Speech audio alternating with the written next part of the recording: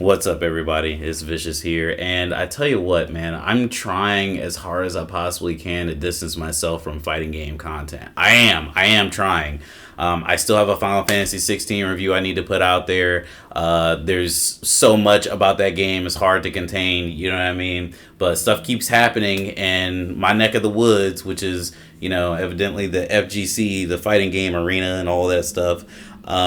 So I feel compelled to make content on it, and I hope you guys enjoy the content, but I also hope you check out the other content too.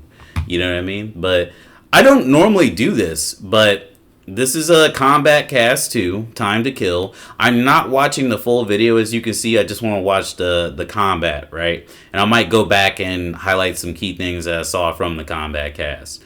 Because that would make this video way too long, and they already didn't upload this shit in 2K yet, so... Fight. Come on. As I told your brother, I'll abide no vigilantes. You misread our intent, Li Mei. So Smoke is just a sweetheart, and then she punches him in the chest with her pink power. I don't know what Li Mei does. I don't know the lore, but I know Smoke. He's a dagger character. He's a blade character. You know what I'm saying? So he's my main. She has Julia Frost. I misspoke, but I was right about sexual. Okay, it's all good. All right. Oh, that's not gonna be good. So they're talking, but you're gonna hear me talking now. So I like Smoke, man. All these dagger attacks. I don't know what that is. They didn't say if this is like some sort of like attack grab that he does at all. I'm assuming it's just a normal he has. Right? I think that's just a string that he has. Kind of like how Kung Lao on MK9 has a string where he picks you up and puts you on one leg and stuff. He's doing his EX knife throw. So this is something that I noticed on the Smoke trailer, right? So he's going to bring you close to him, kind of like Scorpion Spear, right? And that's a throwback, in a sense, to when Smoke was human on MK2 and has Scorpion's abilities. But that was cool. We're going to have to go back the whole round, maybe. No, we're not. I'm going to keep doing this. I'm sorry, guys. I had to keep breaking this stuff down, but I'm trying to get this right for you. So he called in Sector in the middle of, dragging her closer. He summoned the missile, and this is pretty cool. Hits her with the meaty, and I'm pretty sure that's an overhit, right? If he could have, activated that normal quicker and did the overhead, he might have just had enough time to just let that missile hit and do whatever he wanted to do next. Smoke is a very mix-up heavy character. As you can see, gosh, we're at 102.28. Let's go back to that. As you can see, he does a normal. He does the string, right? And he's doing the teleport, but he gets free cancels in this game, right? So he can cancel his teleport for free.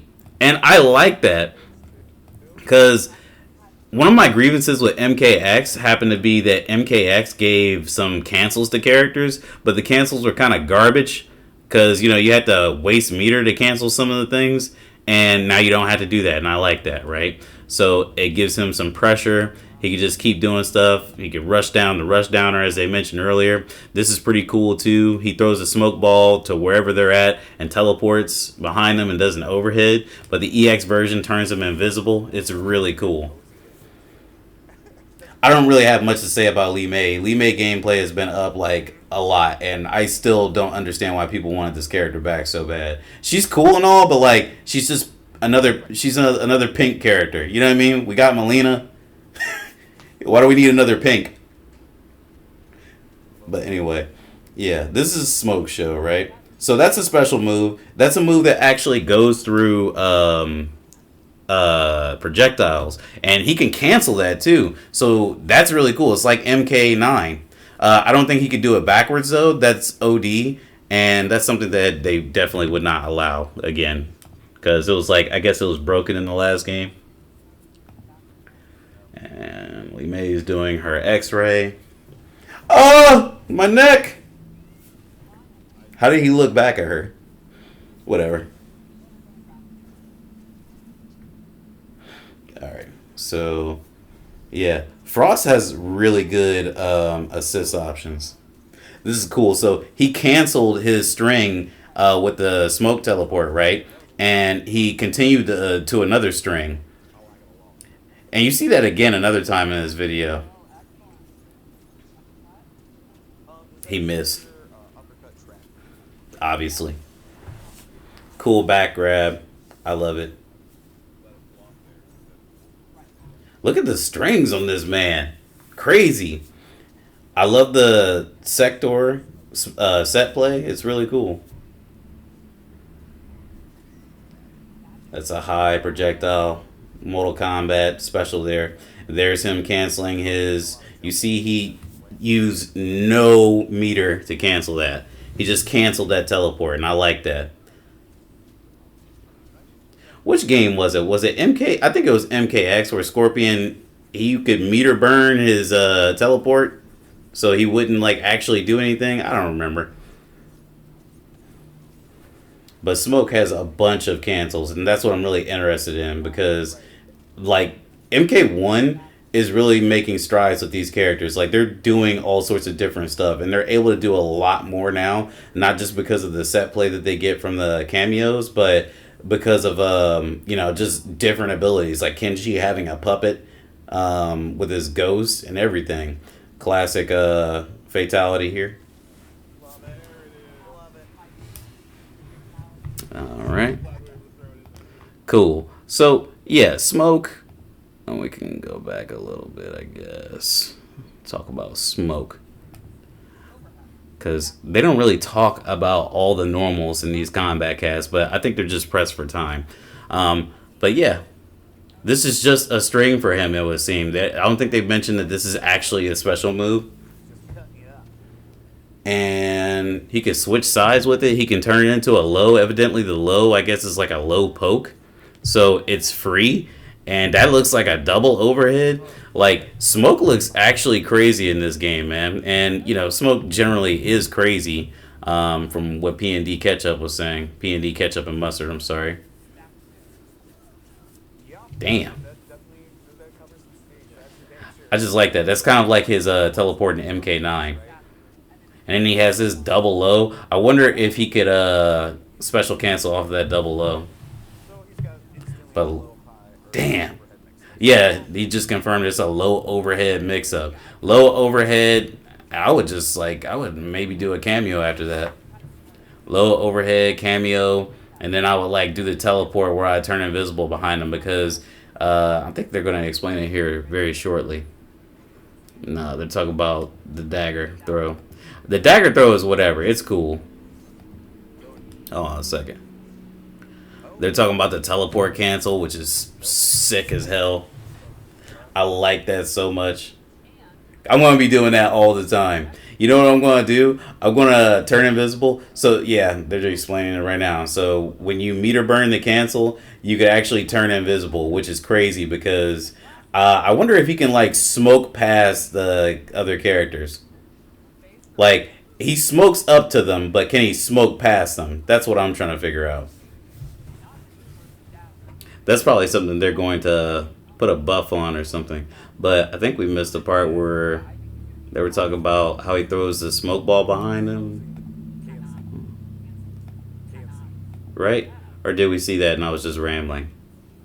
Yeah, this shit right here, that's crazy. So you could, in theory, right, you could summon a cameo, right? A set play cameo like Frost. She has this slow moving ice projectile that freezes you, right? In theory, you can knock someone down and kick them across the screen. He has that move, that string where he kicks you across the screen, and you could summon Frost for Oki, and then you could just throw the teleport ball, or you could just slide through the projectiles because they might shoot a projectile at you. Or hell, if they don't do that, you can just throw the ball anyway because it's going to go over everything. You just teleport behind them, and you can either grab them because P&D Ketchup and Mustard has shown that when you grab a character and Frost, what's it called? I forget. The Orby Orb or whatever. I think that's what they said. When she does the Orby Orb and you grab them, if the Orby Orb connects with them, they're frozen anyway, which is busted. You know, it's classic NRS shit, but you know.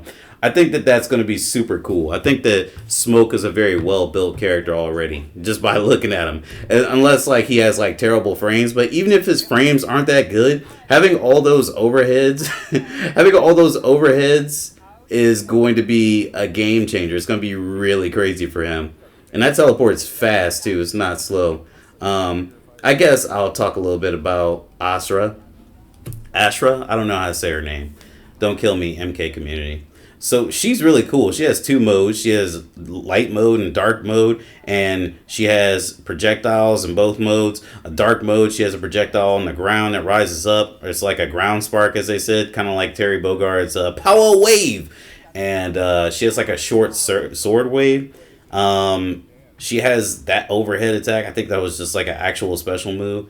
She just has a lot of interesting abilities. Like, I didn't think anything of her when I first seen her, but she has a teleport as well, a teleport that you can cancel. And again, that's what I like about MK1. They're really trying new things that otherwise back in the other games would have, like, I don't know, costed meter or costed some sort of stamina, but they really, like, not simplified, but they've streamlined their gameplay, which is something that I think is very important, a very important distinction to make. When you streamline something, normally that means you take something that was, I don't know, I want to say, like, more diversified, more difficult to understand, and you converge it together with some other mechanic and just make it easier. A good example of this is like how in Devil May Cry 4, right? So Devil May Cry 4 has Dante, and he has style switching, right? He has Trickster, Gunslinger,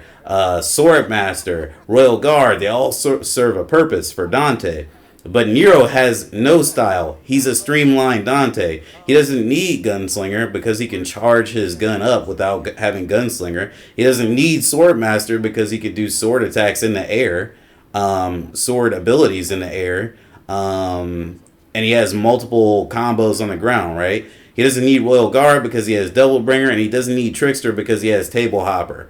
You know what I mean? Things like that. That's streamlined. Instead of making things more difficult, you make them less tenacious, I guess you could say. So yeah, it's streamlined a lot of the gameplay. You don't really need to have variations on this game because the game gives the characters a good amount of moves, and the characters are well thought out. You know, not that MKX characters weren't well thought out. There were some variations that weren't good, right? But like, I don't think that they weren't well thought out. I just think that the execution wasn't great. You know what I mean? But anyway, I think that's it for this video. I guess I could go over Geras a little bit. Look at Geras. You guys already see how she's crazy, right? And then her moves change when she goes into the dark stance because she teleports and attack. Wait, she still has the attack, but I think it's more so a teleport. I think it turns into a low. Geras is crazy. He has a lot of time stop abilities. Like, they go on and do like a bunch of normals and stuff, but like his time stop abilities are ridiculous. So he can stack these hourglasses, right? When it gets to 3, he can just freeze you from the other side of the screen. And they're going to show this off here in a second. It's nuts. I was telling my friend, you're going to need like an abacus and a calculator to figure out how many of these clocks he has, because he can just stop you like that. Now, you have to be blocking. You can block it, which is great. Geras looks really cool in these colors, by the way. But yeah, you can block it, but he can also meter burn and just have all 3 of those things. And don't shoot a projectile at this dude when he has all those, because look, he just keep hitting you. Bow, bow. He doesn't get that many hits, but imagine somebody with, like, you know, more precise, more patience, like a Geras specialist. Honestly, after seeing Geras fight like this in this combat cast, I'll tell you what, I think that Geras deserves a special place in the cast, honestly. You know, he's not like Collector. He needs to just be in the game. And this was just cheap. You guys can't hear it, but so when Geras has all those time clocks, all those hourglasses, he can, what does he do? Is this a meter burn? I don't remember.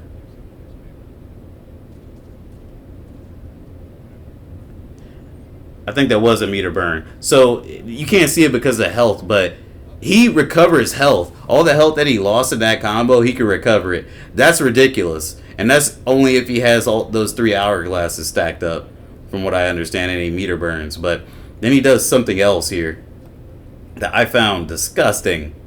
Where's it at? Here it is. So he can do this. He can turn into this corporeal form, right? And he could just walk towards you, right? And guess what happens? So he just does it. Bam! Oh, I didn't take any damage. I just go back to where I was. That's a cool implementation of time abilities, and I love that more fighting game devs are doing that. They did it with Lost Warrior and DNF Duel, and this is a cool implementation, I think. This is like crazy clever. But also it's busted, right? Because he takes no damage. He just goes back to his original spot. And you have like this dude walking towards you about to do damage to you. It's nuts. It's nuts. It's not fair. What does he do? So did he do an attack? Sorry, I was rambling. I don't think they talk anymore about it, do they? They do share a combo. Yeah, this freaking dude, he has a lot of tools. It's insane. And he has a command grab. Oh, were they showing? I think they were showing a combo at some point. They need to do more of these. Oh my god, I can't wait to see Reptile. Alright, yeah, that's enough for this video. I just wanted to talk about this combat cast and talk about the highlights. I think this smoke is amazing. I think Geras looks really cool. That's Black Excellence right there. And I also think that Ashra is cool as well. Like, this is probably the coolest cast of characters like in Mortal Kombat since MK9, if I could be completely honest. I think MK9 was like one of the cleanest casts. They had all of the bangers, right? They had Scorpion, Sub-Zero, Ermac, Reptile, Rain. They had they had all the ninjas. They had Smoke, Noob. They didn't have Tremor, but they had all the male ninjas basically. They had Jade, Melina, Kitana, Liu Kang, Kung Lao, Shang Tsung, a couple others. But this one they got Shang Tsung, they got Reptile, they got Scorp, they got Smoke, they got Sub-Zero, they got Rain. Yo, like, you know what I'm saying? They got the Sector Cyrax cameos. They got Geras now. I think he's a pretty cool character. Kung Lao, Liu Kang. Who else that they got right now? I don't know. I don't remember. I'm about to end this video. Later.